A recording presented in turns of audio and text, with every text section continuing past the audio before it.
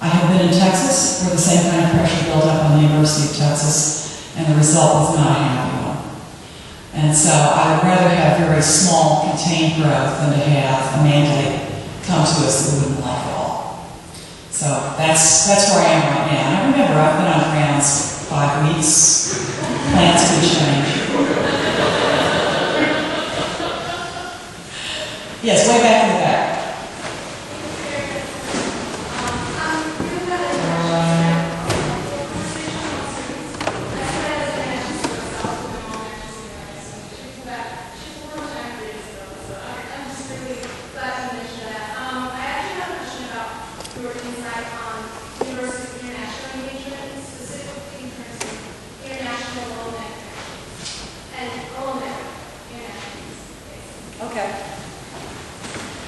One of the great things about UVA is that it is truly an international in its reach. I think many of you will find when you travel abroad, if you wear something that's an identifiable category or emblem, people will come up to you and they will recognize you and say something. International alumni are enormously beneficial to us in lots of ways. Particularly if they keep close relationships with us. They can send wonderful students here. They can help us find great internship opportunities for our students in their country. They can often lead to interesting research collaborations with universities we might not otherwise have had. I have found that in my own scholarly career, my PhD students who have gone to other countries have been able to open up all kinds of interesting doors for research that we could not have otherwise opened. So I think that for the long run, we don't even understand yet how many benefits there are going to be. Remember, only 20 years ago, there were only about 500 international students, so the benefits to us are coming in the future. And those of you now who are students here in residence, your connections to the university in the future will help to make this an even richer experience for the next generation of students. Yes? Madam President, thank you for an excellent speech. Do you think that Mr. Jefferson would have considered our university's academic freedom and its ability to protect its students from discrimination to be fundamental aspects of what makes us great? Well, that's a very interesting question. Certainly in terms of free speech, particularly in his day, a very hot issue of free exercise of religion, I think that he would have been impressed with the strength today of the commitment to that. He might also be dismayed by the forces allied against it in some parts of the country. But I think on balance, he would be happy with how we had dealt with that very important issue that he and James Madison both wrestled with quite a lot in their earlier years here in Virginia. I don't think the concept of academic freedom was understood in his day in anything like the way it is today. But certainly in terms of the way the original faculty were hired and the kinds of instructions they were given, there didn't appear to be much going on in the way of censorship. So I think he would have been pretty happy with how he handled it. I hope so, anyway. Yes? Yeah, thank you very much for coming out to speak with us tonight. I was wondering, you mentioned several times the role that you feel this institution plays on a global scale and national scale. I was wondering what role do you foresee the university playing on a regional and on a regional level and even just within the Commonwealth?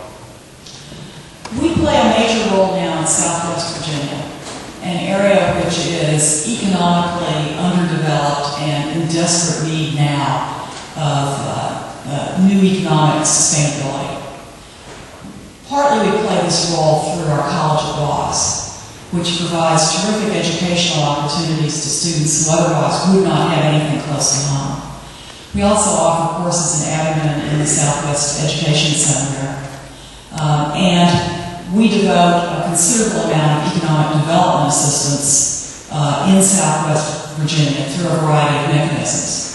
In addition, our medical school also runs clinics throughout Southwest Virginia.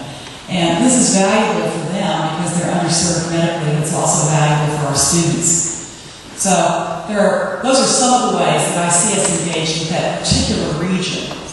Of course, here where we live, we can't help but have a big impact. We're such a large part of this community. One of the things I'm proudest of is that 300 hours of service is delivered by our students just through Madison House. And I know that many of the rest of you are also doing service through other mechanisms. The positive impact that has on the community is just about impossible to measure, particularly in this time when taxpayer funds for social services and educational services is declining. I think it's a pretty big impact. Yes? President Sullivan, thanks so much for coming. You mentioned that in the days of our founding, this university was not a place for the study of the useful sciences. And then tonight we discover in your speech a great deal of emphasis on how exactly can we quantify the good that the university and its faculty members and students achieve. And I was wondering about your thoughts on the role of the liberal arts in the university's future, a field that many feel is antithetical to the idea of quantification. Right. I'm not sure it's totally antithetical to the idea of quantification, but I think that most educated people understand that the liberal arts provides a door that opens onto many fields, that training yourself in the disciplines that were required traditionally in the liberal arts is really essential for making progress in any kind of academic discipline. So I'm thinking about things like a close attention to a text, an ability to follow a narrative, visual literacy, the choice of words, yes. But in the sense of would I welcome new ideas, new ways of thinking, maybe even new subject matters, new disciplines. Would I be liberal in that way? Yes.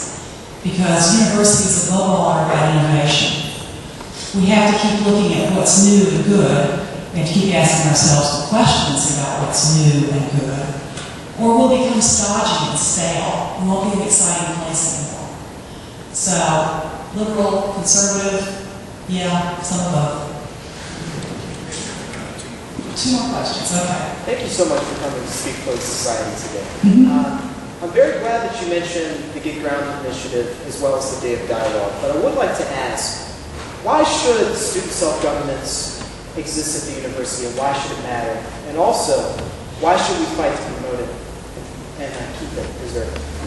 Okay. I think it matters because each of you is going to go forth and be a citizen of a much larger community.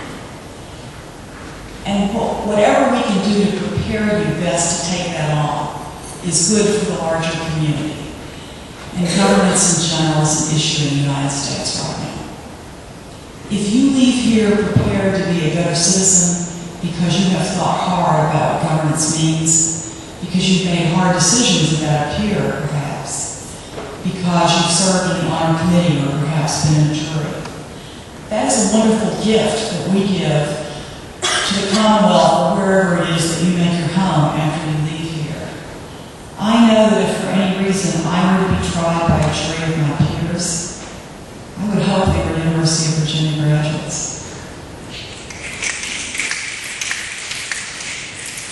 Yes. Thanks for speaking with us tonight. So you talked about potentially growing the university in size for its undergraduate body. Would you then want to expand the number of faculty members who are at the university? Yes. No question about that. We can't expand the number of students without expanding the number of faculty. And we need more faculty on grounds. For a lot of reasons. Many of our faculty are of retirement age.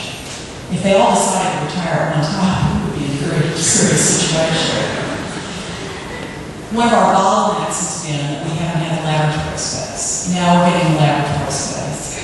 Another bottleneck is that we don't have the money to equip those labs. I'm going to be looking for the money to equip those labs. Because I think what we need to do is to hire more faculty. There are so many wonderful new PhDs on the market right now. And because of the collapse of the economy in 2008, there's lots of really great PhDs who are looking for their first faculty position. I think that we could hire some really stellar, wonderful faculty who would teach wonderful classes for you, who would bring you into exciting research, and who would enrich and enliven the departments they come to. So we would have to do that, and in my opinion, we would need to do that first.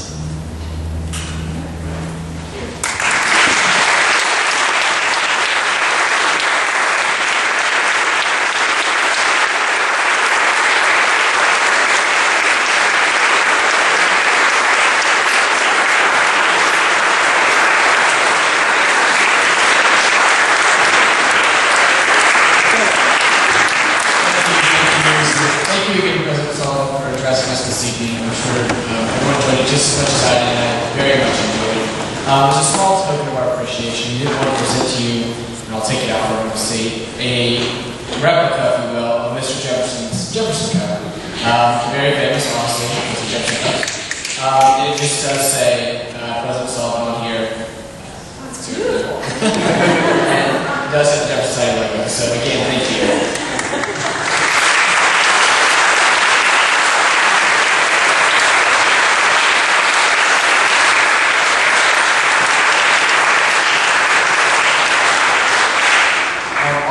Thank all of the members of President Sullivan's staff who have encountered many emails from me over the past many months, I guess you could say. Thank you all so much. Everyone from the BPSA office, all of our deans and administrators and faculty who are here this evening. Thank you for coming out. Mr. Rick Eversett, our former vice president who actually secured President Sullivan to speak for us this evening. And of course, yes, thank you, Mr. Eversett. And of course, all of you for coming out. Thank you. At this time, I'll turn the meeting back over to Ms. King. Thank you all very much again for coming out. At this time, society will enter a 15-minute recess to allow us time to adjourn Jefferson Hall for the remainder of our meeting. Anyone who wishes to is welcome to join us. Thank you again for coming out.